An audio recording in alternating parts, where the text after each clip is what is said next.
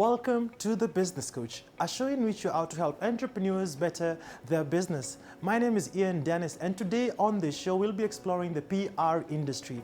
I'll be meeting up with a gentleman named John Muinde, who runs Dan Rose Limited. I want to find out his story and what exactly are some of the challenges he's been facing in his day-to-day business. Welcome to the show. Hey, John, welcome to the show. Thank you. The first thing that came to mind, or rather, that intrigued me when I saw the name of your company, Dan Rose. I thought maybe you're a company, a sister company to Dan Hill. Tell me about the name. Dan Rose is a communications consultancy firm that was begun back in 2017. And I'm sure a lot of people that we meet along the way during our business, they ask us, why name Dan Rose? Yeah, such a unique name. Yes. Most of them think, oh, maybe it's a girlfriend or things like that. But the reality is that Dan Rose, why I chose the name, because I wanted to honor my parents. I lost my dad when I was a young man, when I was in class 7, and I was brought up by a single mom who was by then a housewife. So I saw the struggles, I saw the pain, I saw the hard work that she put in to ensure that we all achieved education. So when I was thinking about the names that I should give to the company, I wanted something that would honor the parents, as well as build a legacy for the family. So that's why I went with Dan, that's my dad, and Rose, although it's a corrupted version of Rose, that's my mom. Yeah, so even apart from honoring the parents and all that, I'm very entrepreneur. I'm an entrepreneur, and I wanted to build something for me, for the family. Yeah. Oh, interesting. And so you literally grew up in struggle, because you remember you're telling me that how your life after your dad passed on was such a struggle, especially for mom and going through university. Tell me a bit about it. I grew up from a very humble background down South Coast.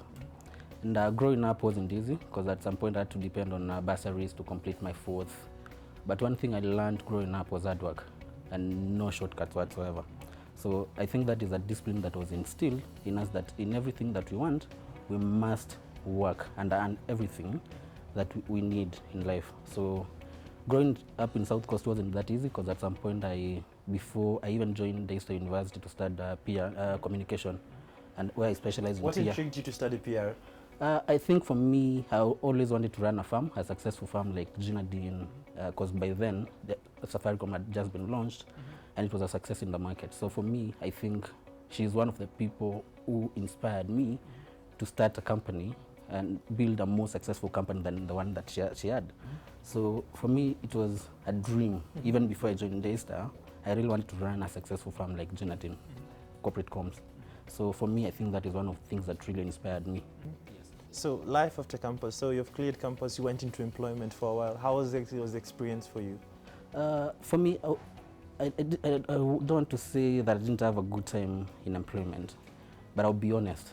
For me, a year, 2, 3 years, I realized employment wasn't my thing. Why so?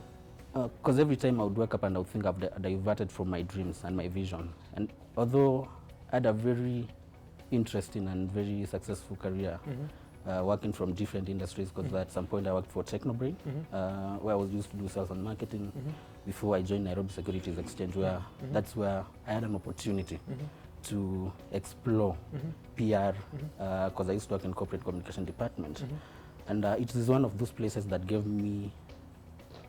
brought me closer to my dreams in terms of realizing my dreams as a PR person, a dream to pursue my goals.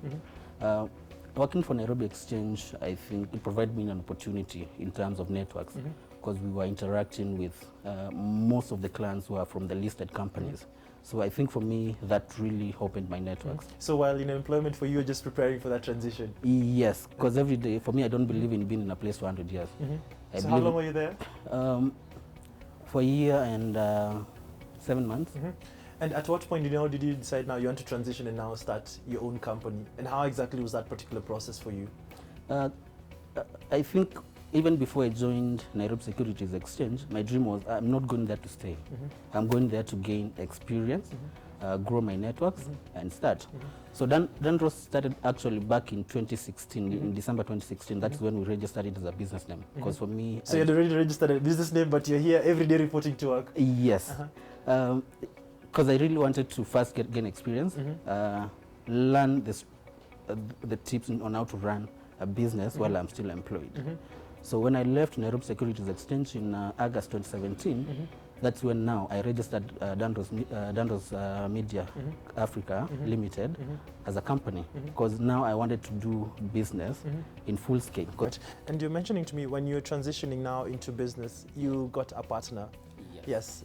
Tell me, why did you choose to have a partner instead of going it all alone, and how exactly was that particular process like? For me, the reason why I went for a partner, I don't believe in owning 100% of nothing. Most of the time I believe in owning, even if it's 10% of 100 million, it means it's substandard, it's good enough. Rather than own 100% of 1,000, it doesn't make a lot of financial sense, or it is not consummate to the effort. What informed the decision to have the partner, that specific partner that you had, and what exactly was the share distribution within the company then? The reason I went for my former partner, number one, because I believe she was good at what she does, and we were friends. In terms of share distribution, the partner had a 40% and I had the 60%. Yes. How to determine share ownership? When starting off a company, you own an entity that is yet to have tangible value, but carries potential to be worth any value within years of operation. Therefore, shareholding distribution is an important conversation to have from the beginning if you're planning to onboard partners and investors.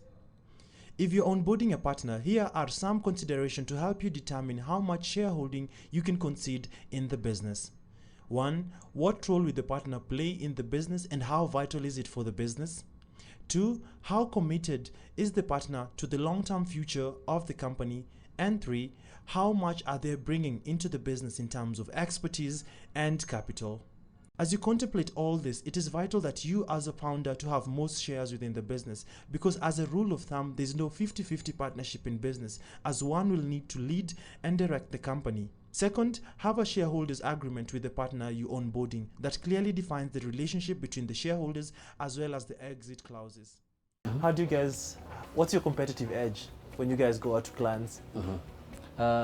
I think our competitive edge is brought by being able to notice talent and bring the best people to be able to deliver on the best quality in terms of work. Number two, because we realized long enough, there are a lot of opportunities in the market, and most of the big multinationals, they might be running to the big listed companies. So our strategy was, why don't we focus on sectors that people are not focusing on, especially on SMEs, because that is where... Also, that's your main focus, you're focusing on SMEs. Yes, because that is where companies are growing, there's not a lot of competition. As much as we will focus on SMEs, but as well focus on the listed companies, the multinationals. I think for us, it is the ability to recognize and see opportunities where others can't. Interesting. And I've noticed we are here at your office is situated at a shared office space. Yes. What exactly informed that particular decision for you to come at a shared office space instead of going to your own office? I think for us, we were looking at, because we were still a young business that was growing, we wanted to be in a space where we can concentrate on doing what we're supposed to do, rather than concentrate on other smaller aspects like, oh, you have to be in a place, we need someone to clean it. So we wanted to be in a space that gives us an opportunity to pursue our goals, pursue our vision, without having to worry about other small things. And I think being at the main hub for the last one or 2 years, I think it has given us an opportunity to do just that. Yes. Interesting. So you mentioned to me that the first quarter of the year is usually very dry. And how do you guys usually go about that when periods whereby the business is a bit seasonal? How do you go about it? I think as a business, you must learn now the seasons in your business, in terms of when there is plenty, when there is... So when is the high season? For us as a business, between January and March, it is usually a slow month for us, although we have some 1 or 2 businesses here and there. But for us, it's usually a slow month. How do you mitigate that? So what we normally do, when we have plenty, we save for such kind of periods. Like since last year, from March to December, we were very busy. So I'm sure we saved some money to be able to take us through the periods when we don't have businesses. However, if in a situation that we might not have money, because as a startup, sometimes you find yourself, maybe you don't have enough money to take you through the period. As a director and a shareholder, I will still go back to my pockets, fund the business, because it's a dream that I'm building. Finally, as Dandros. Yes. What exactly are some of the aspirations you guys do hold as a company? For us, our first aspiration is to build a world-class business that can support brands, that can support the people who work at Danros, and that can support the nation. For us, it's about being able to deliver the best work available in the market. And we are really looking forward to growing the business. Maybe in our strategic plan, we are looking maybe in the next 5 or 6 years, going to a different market, whether it's in Tanzania or Uganda or even South Africa, Egypt or Nigeria. So we are looking at in terms of spreading our wings to the continent. So after the break, I'll be linking up John Muinde to one of the seasoned PR practitioners here in the country, Mary Njoki. So keep it right here on The Business Coach, where we help entrepreneurs better their business.